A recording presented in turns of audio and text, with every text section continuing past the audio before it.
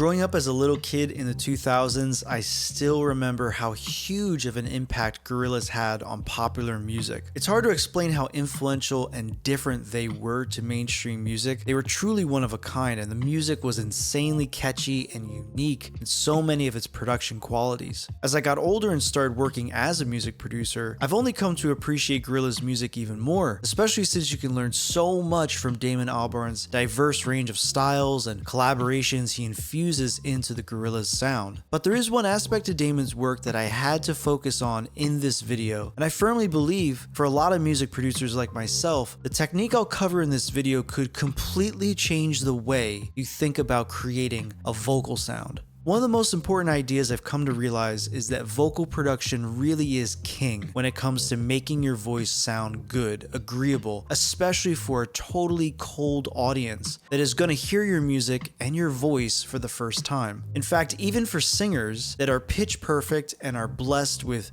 gorgeous timbral qualities in their voice, if you don't know how to create a good vocal chain and find a sound design for your voice, you may be crushing your own mindset about what your voice can sound like on a record. And because I've been teaching music production now for over 5 years, I've come to realize that this might be one of the main reasons why people simply give up on their music. They just don't like the sound of their voice. Now, this brings me back again to Gorillaz, because something I've always loved about Damon Albarn is he has this fantastic range as a vocalist. He can sing a lot of different ways, but oftentimes he EQs his vocals to fit into a track way differently than you would expect for a pop song. When you listen to an iconic track like Feel Good Inc., you might notice it sounds like his voice is going through a kind of transistor radio type sound. There's a pretty specific frequency band where you can define this sound. And what I love about this is you can absolutely design your vocals to present themselves with this same sonic character. I like to nickname this the band-passed vocal sound, and it's a really useful technique. I've designed vocal chains for male and female artists over the years, and I notice it works especially well for male voices, maybe because men can have lower voices, and so our vocal sound can be rather dark, lacking presence in the upper mid-range frequencies. Especially if you're a baritone like myself, we might not have the same brightness as a tenor, and our voices can really struggle to have the presence, especially if we're sonically surrounded by electric guitars and synthesizers and drum transients, all of these things that are competing for those upper mid-range frequencies. And so you can have a really negative impression of where your voice sits in the mix, even if your pitch is perfect. And so here you guys can see an example of an Ableton Live stock chain using just Ableton Live stock devices to create this bandpass vocal sound. The major thing that will stick out to you is we're cutting the lows, we're cutting the highs, we're focusing around 1500 hertz. You can go a little darker around 700-800, a little brighter 2000-3000, but generally that transistor radio type sound kind of occurs around 1500. So first, let's just listen to the chain and see what it does to the voice. So here's the voice,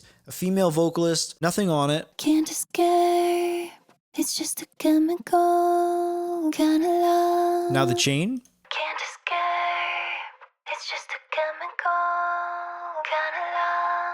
So you can hear it as that kind of Feel Good Inc. type vocal effect, right? And you know, it's a pretty simple idea. You're cutting away the lows, you're cutting away the highs, but where it gets kind of tricky is that depending on your voice, your vocal recording, when you make those big cuts, it's going to rebalance the way your mid-range sounds in your voice. And for her voice, I had to do a rather big cut around 700 because when I did this cut, she had some pokey stuff Can't escape, happening right there. it's just a chemical kind of love. You can actually see it happening.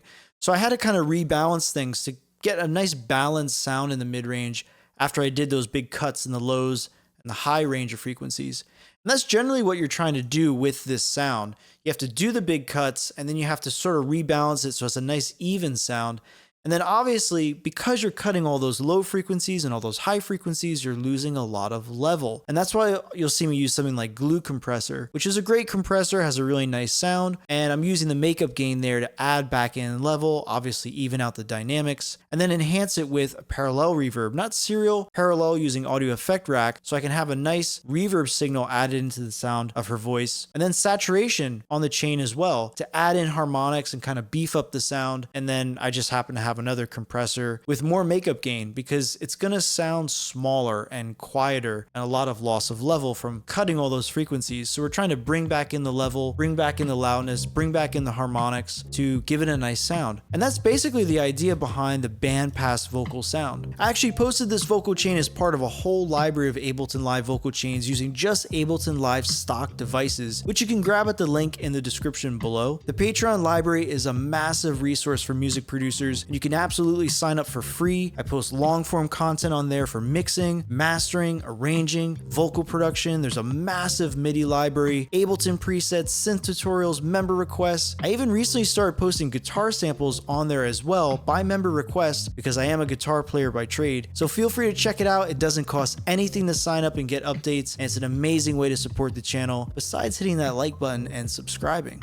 Now, the really interesting thing about a bandpass vocal sound is it also accepts doubles and triples of your vocal really well. So that means when you're unison, you're singing in unison harmony. I think when we double or triple our voices in unison harmony, you otherwise have to EQ pretty aggressively because you want the EQ balance to be just right so things don't get thrown off or get too heavy sounding, because after all, you are listening to 2 or 3 voices singing the exact same pitch, the same performance, same words, and things can get very heavy or even murky or just too all-encompassing in the overall balance of your music when you're trying to get a big vocal sound that sounds right. And on my artist channel, I love to do these fun little cover songs as shorts, almost like an experiment. I transpose melodies to different keys for a baritone like myself. I try out different production styles to give people hopefully an entertaining new sound of, a really famous song they already know. Here I did a cover of one of my all-time favorite songs by one of my all-time favorite bands, The Cure.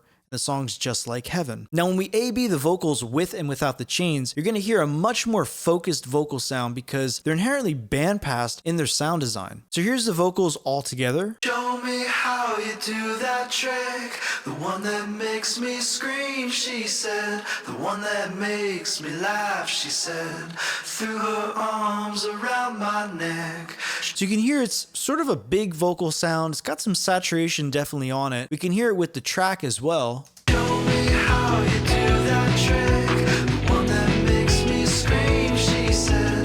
Now, as we go over to the vocal chains, you can see that this is sort of your typical bandpass vocal sound. If I go over here to EQ, you can see what I'm doing, where it's just basically a straight up band cut around 15 or 1800 hertz. And basically that's what I'm doing here on all 3 of these voices, including the octave up. So I have a vox, a double, and octave up all added together, and they're all being bandpassed. And I've really become a firm believer that this is a really useful vocal production technique, especially if you're trying to get your voice to sit right in a mix with a lot of guitars or synths. You can see right here, I'm just going to turn everything off because it's fairly easy to do. And once I turn these things off, you're going to hear the double, and this is with nothing on it, just my voice doubled up onto each other. Show me how you do that trick, the one that makes me scream, she said. Okay, so that makes a huge difference, right? It's way darker without those vocal chains. Now we turn the vocal chains back on. Show me how you do that trick,